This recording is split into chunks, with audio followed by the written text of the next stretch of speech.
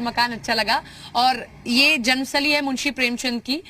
यहाँ पर हम जानने की कोशिश कर रहे हैं विगत 5 सालों में कितना काम हुआ। हमने महिलाओं से बात इसलिए की क्योंकि जैसा कि मैंने शुरुआत में भी कहा, साहित्यकार हमेशा देशभक्ति और राजनीति से आगे मशाल लेकर चलते हैं ताकि वो आगे दिखाते चलें कि कहां कहां अंधेरा है वहां उजाला करना जरूरी है। और उस दौर में महिलाओं की जिंदगी में बहुत अंधेरा हुआ करता था। जब मशाल लेकर, कलम की मशाल लेकर प्रेमचंद निकले हैं तब वो अंधेरा दूर हुआ है। आज इस सदी में महिलाओं को कितने हक मिले हैं ये भी जानना जरूरी है।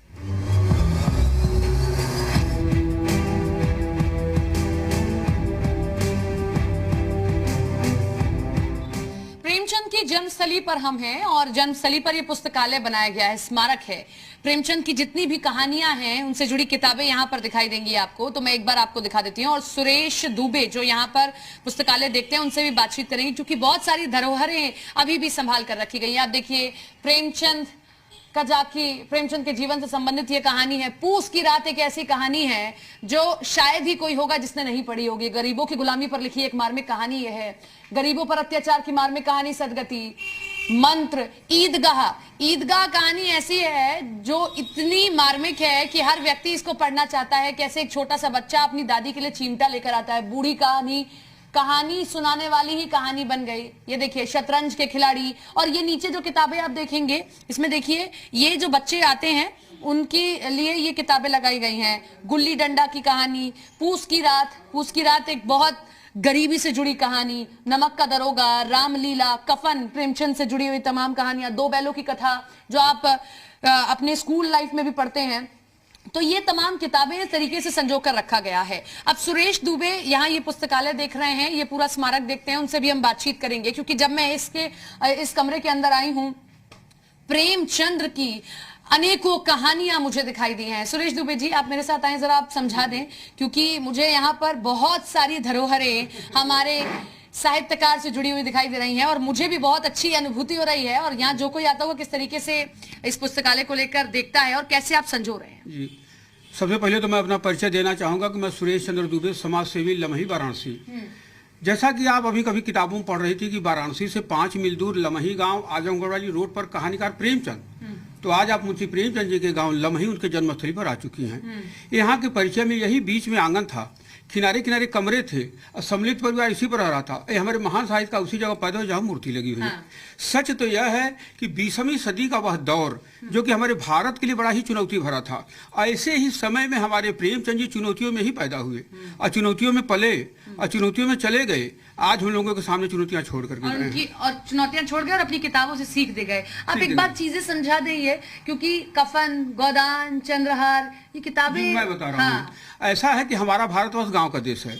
हमारे भारत की आत्मा गांव में बसती है। प्रेमचंद जी गांव में पैदा हुए, यहाँ के तमाम शोषण, अन्याय, अत्याचार, अंधविश्वास को देखा है, झेला, तो सोचा कि अगर यह स्थिति है तो हमारे भारत के लिए ठीक नहीं। तो फिर प्रेमचंद जी कहानी से कहानी को बदलने का एक सफल प्रयास किया। फिर यही से उन्होंने जब 15 उपन्यास लिखे जिसमें कि गोदान, गबन, रंगभूमि, कर्मभूमि, प्रेमाश्रम, कायाकल्प, वरदान, प्रतिज्ञा, सेवा सदन, निर्मला, मनोरमा, रुठिरानी, कृष्णा, प्रेमा, मंगल सूत्र, जो कि अधूरी रह गई, पूरी नहीं हो पाई। तो 400 के करीब कहानी लिखे, 15 उपन्यास लिखे, 3 नाटक लिखे, करबला संग्राम, प्रेम की बेदी। और देश के आजादी के लिए उन्होंने पहले ही लिखा सोजे वतन, वो 5 कहानियों का संग्रह है जिसमें कि दुनिया का सबसे अनमोल रतन, शेख मकसूर, यही मेरा वतन है, 100 का पुरस्कार, सांसारिक विरोध, देश प्रेम याद हो गई है, इसीलिए ये यहाँ पे संग्रहालय में है भी। ये देखिए, प्रेमचंद को हुक्का बहुत पसंद था। ये हुक्का यहाँ पर देखिए संग्रहालय में रखा गया है संजोकर।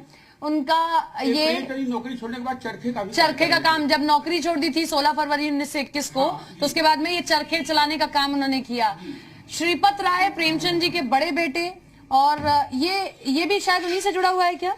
ये सवा शेर गेहूं, अच्छा देख रही है, बटखरा जो है प्रेमचंद इसी गांव से जो लिखा था सवा शेर गेहूं, जहाँ की शंकर महतो बेचारा शंकर मजूर हो गया, फिर उसके बेटे का गला पकड़ा गया, फिर पता नहीं वो बेटा छुटा या नहीं छुटा, या उत्तर जो है प्रेमचंद ने हम लोगों को छोड़ दिया। ये सवा शेर गेहूं है। बहुत सारी चीजें हैं। ये उनकी पत्नी के साथ उनकी तस्वीर और मैसूर का ताज, ये देखिए यहाँ पर रखा आदमी के काम की पहचान होती है। हमको जो है, अच्छा, ये मैसूर का ताज जो आपको मिला, ये अमृत राय उनके बेटे, जयशंकर प्रसाद के साथ उनकी तस्वीर। तो ये संग्रहालय आप समझिए कि एक खदान है जहां हमें हीरे ही हीरे दिखाई दे रहे हैं, क्योंकि प्रेमचंद से जुड़ी। क्या करते थे हमने दूसरे रूप में देखा है कि डाक मुंशी का बेटा बना सम्राट। अच्छा, ये बच्चे आएंगे उनके तुरंत दिमाग में आएगा। डाक मुंशी का बेटा बना सम्राट, तो क्या दिखाना चाह रहे हैं इसमें? ये उनके पिताजी जो है डाक मुंशी थे। अच्छा, तो हाँ, तो ताकि बच्चों को ध्यान रहे कि डाक मुंशी थे उनके। पूस की रात का ये प्लेट लगा हुआ है, तो अद्भुत है ये देखिए। लिखा था सुहाग का शव। सुहाग का शव उनकी एक कहानी थी।